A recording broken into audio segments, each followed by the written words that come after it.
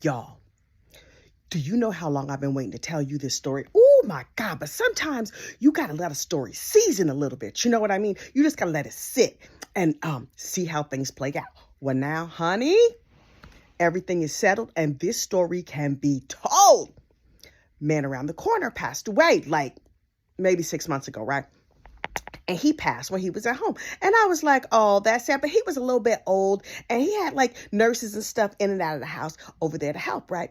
And so I said to his wife, oh, I'm so sorry for his passing. And she was like, thank you, dear. Thank you so much for coming by.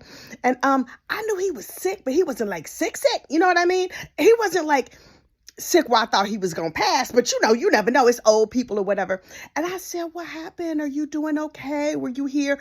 Kind of because I cared about her. Also, kind of because I'm real nosy, right? She told me this story that had me clutching all of my pearls. And now I can tell you. So he was on some sort of like breathing apparatus or something, right? And so she said, you know, he had his little machines. He had got to the point where they had put him on this machine to help him breathe. Now, look, they've been married for like 50, 60 years, a real long time. And I was like, oh, I hadn't realized. Because, you know, I would drop by and drop off a cake just to be like peeking in, you know, trying to tip in the door or whatever, make sure she was okay, give her a meal or something like that around the holiday time, cookies, whatever. And she was always like, thank you, baby. And then she would close the door back. So look, far be it from me to look past, well, more than what I can see when I'm trying to peek in your door. So she said, yeah, they had put him on some breathing machine. And one day the machine started making a whole lot of noise. And I said, what do you mean? She said, it was like, it had alarms and stuff and it was beeping real loud. And I was like, oh, wow. So you were here when it happened? And she said, mm-hmm. I said, so what did you do?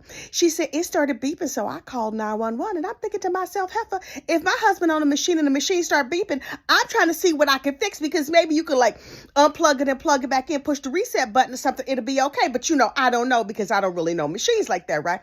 So she said she called 911 and then 911 was like, ma'am, what kind of we're sending help. What kind of breathing machine is he on? And she said, I don't know, something to help him breathe. And they said, well, is it unplugged? And she said, I don't know. And they said, can you check? And she said, no, thank you. My back is bad and I can't bend over to check and see if it's unplugged. Wait, somebody might have just kicked that plug out and she won't plug it back in. So she a little old lady and they married late in life, right? So far be it from me to judge her. So I said, so what happened? Oh my goodness. Now, you know, I'm leaning in because now I want to know every single thing, right? So she said, so you know how the emergency services are around here. They showed up real fast, but you know me, I had trouble getting the door unlocked. You had trouble getting the door? When you called 911, you didn't go and unlock the door so they could just come in. She said, well, you know, it's a key on the inside and a key on the outside. And I knew they were coming and I was just sitting there holding his hand because I wanted to be there with him when he passed. And then I forgot I had to find the key and I couldn't remember which coat pocket the key was in. And it took me a minute to let them in. Yo, I think she unplugged this machine. But okay. I can't say that because I don't really like, no. I don't know the facts for real. So I was like, okay. So they finally got in. She was like, mm-hmm. By the time I let them in, it was just one real loud, long beep. I was looking at myself like a flat line. Was it an EKG machine? I don't know what they had.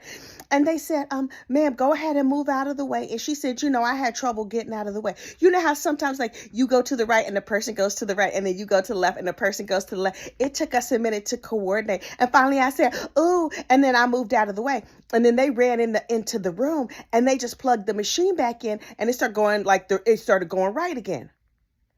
Y'all, all she had to do was plug that machine in. And she did. Okay. So they plug him back in. But by the time they plugged him back in, the situation was not good. She said, well, he had turned like a light shade of purple. You know, like the drapes over there. What's that? Lavender?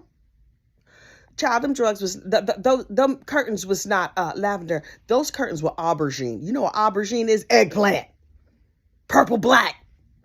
Her husband was dead. Anyway. So she said, ooh, I was devastated. She didn't sound devastated when she told me this story, but I'm just going to take her word for it, right? So she says she's devastated. And I was like, oh my goodness. Now I'm holding her hand, but also I'm thinking this lady is an unalive. And maybe she was sick of his behind because he was not that nice when he was alive. But you can't bend over to plug it in. So while I'm telling her this story, she was sitting there and her crochet hook rolled off the edge of the sofa and fell on the floor. Just as easy as you please, she bent over and picked it up. So you can pick up that crochet hook, but you couldn't bend over to plug in the machine that was saving your husband life. Okay. I got you. I said, oh my goodness. So she said, so they took him to the hospital because they found a faint pulse. You know, she was like, dang. Anyway, they found a faint pulse. So they took him to the hospital where he passed. And I said, oh my goodness, were your children there with you? She said, no, I didn't call them. Also, I wasn't at the hospital when he passed. I said, oh, well, where were you? She said, I stayed here at the house because I knew if he was going to be sick, the kids were going to come over. So I wanted to tidy up. Let me get this straight. He mysteriously got unplugged. You didn't plug it back in, even though your back is clearly fine. You delayed letting the emergency services people in. Then he went to the hospital and you didn't go because you want to clean the house. Okay. Say more, killer. Widow. So she's like, so he went ahead and passed and I cremated him and then I called the kids. I said, in that order?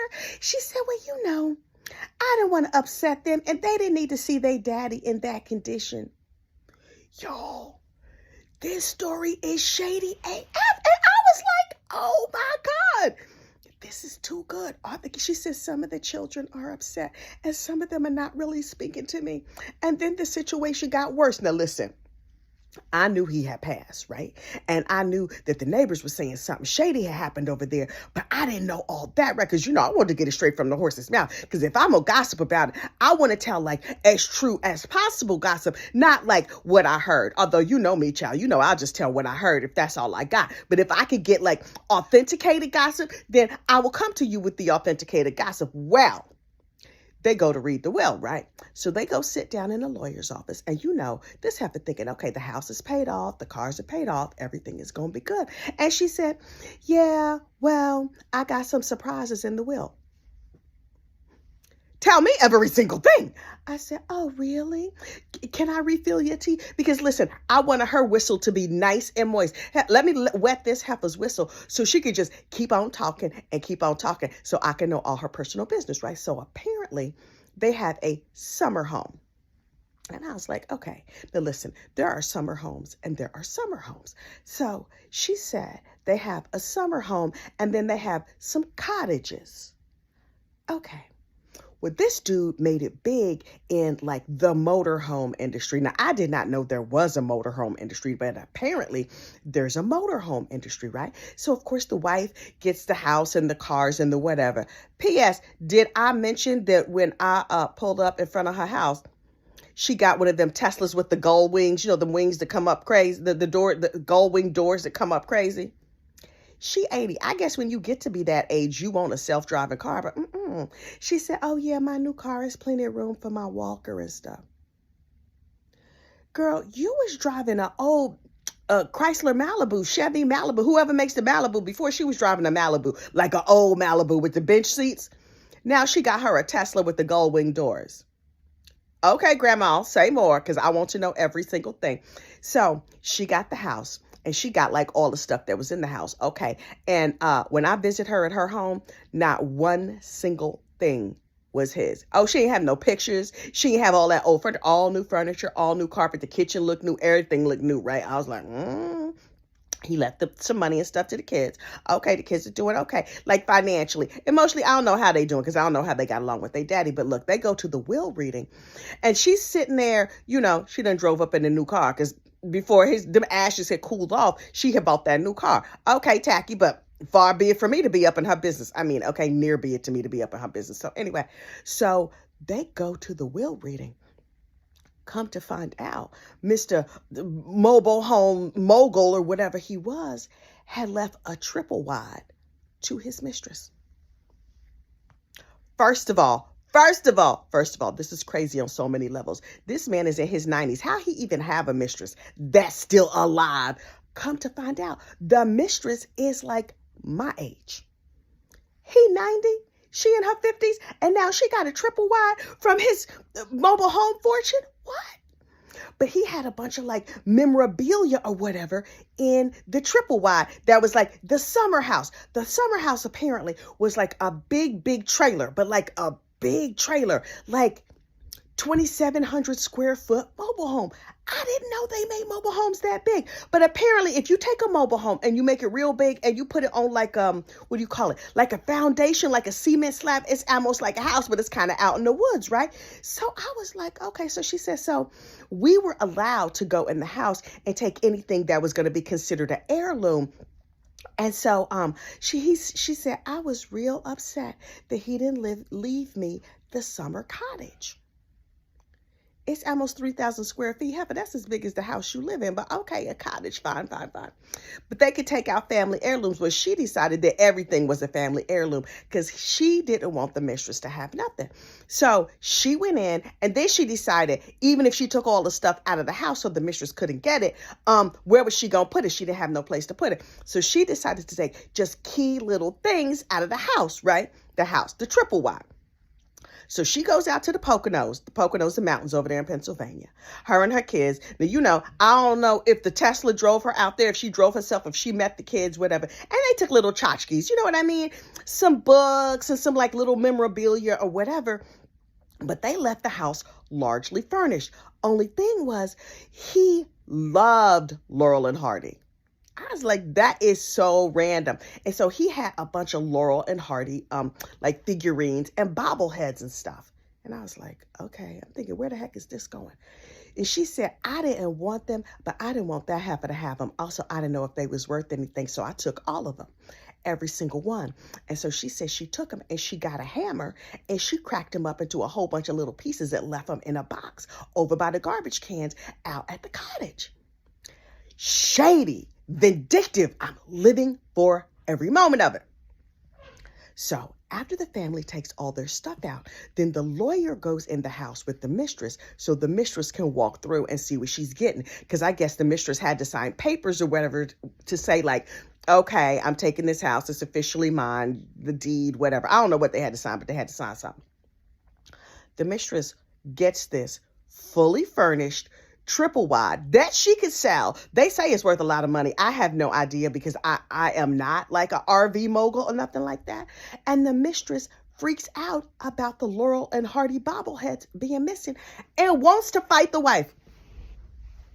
Y'all, I said, well, what did you do? And she said, I just held up my cane and said, try it, heifer, try it.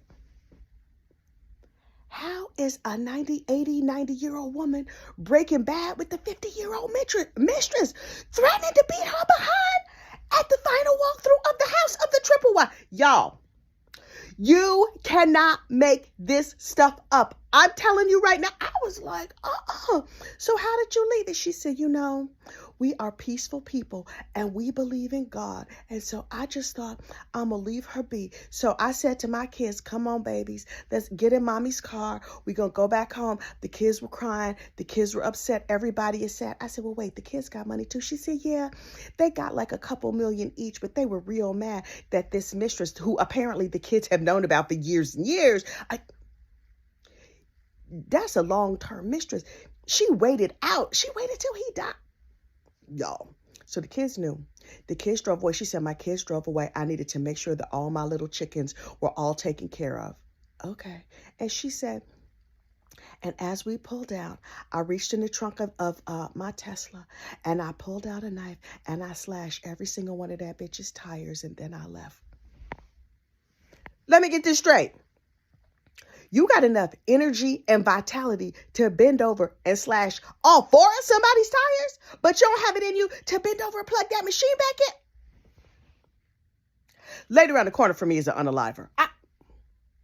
Listen, I'm just telling you what she told me. Y'all, I'm scared of her.